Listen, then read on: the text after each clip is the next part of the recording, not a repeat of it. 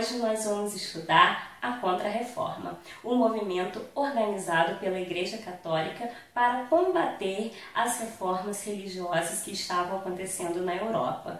Porque nas aulas passadas nós estudamos todas as reformas que combatiam questionavam a Igreja Católica. E aí ficou a pergunta, a Igreja Católica não ia criar uma resposta a esses movimentos que estavam combatendo? Então a Igreja Católica criou um movimento. Esse movimento, como já falei para vocês, chamado de Contra-Reforma ou Reforma Católica. Ele, a princípio, ele foi criado através do movimento convocação do Concílio de Trento.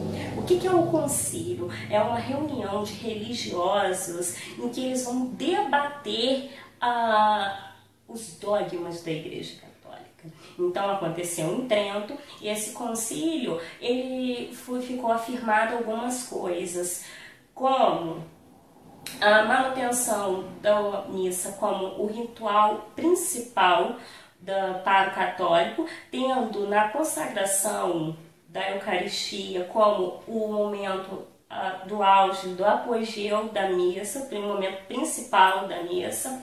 Além disso, a manutenção dos 7 sacramentos, como batismo, Eucaristia, crisma, ordem, unção dos enfermos, casamento e confissão.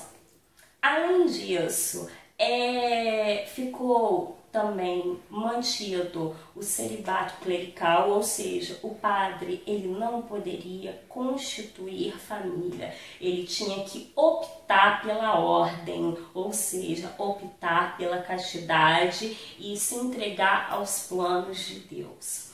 Além disso, a Igreja Católica incentivou e criou a Companhia de Jesus, liderada por Inácio de Loyola, a partir de 1534. Essa companhia tinha como objetivo levar a fé cristã para os povos que não conheciam a fé cristã. Ou seja, na Europa não tinha para onde expandir o catolicismo. Então, restavam os jesuítas converter os outros continentes, como a América, como a Ásia e a África. Nós temos um exemplo clássico e muito perto da gente, o Brasil. Quando os portugueses chegaram ao Brasil, eles trouxeram quem com eles? Os jesuítas. E esses jesuítas vieram na missão não apenas de entender o vocabulário dos nativos, dos indígenas, mas também convertê-los à fé cristã. Porque a gente já sabe que os costumes e tradições dos indígenas eram diferentes das tradições católicas, então era uma forma de converter. Por isso que a Igreja Católica é tão forte no Brasil e tão antiga, porque ela chegou junto com os portugueses. Além disso, foi restaurado o Tribunal da Santa Inquisição, onde todos aqueles que contestassem, criticassem a Igreja Católica, eles eram presos, julgados e mortos. E aí, muitas vezes, em praça pública para servir de exemplo para os outros.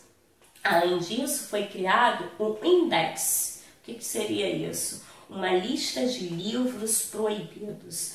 Livros que os católicos jamais poderiam ler. E quais seriam esses livros? Aqueles livros que falavam sobre a Reforma Protestante.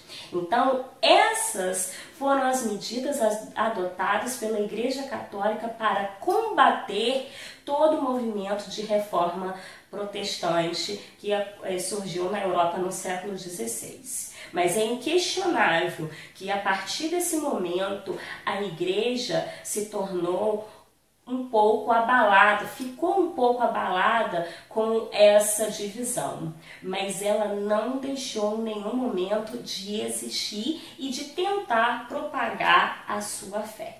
Espero que tenham gostado e aprendido. Até mais!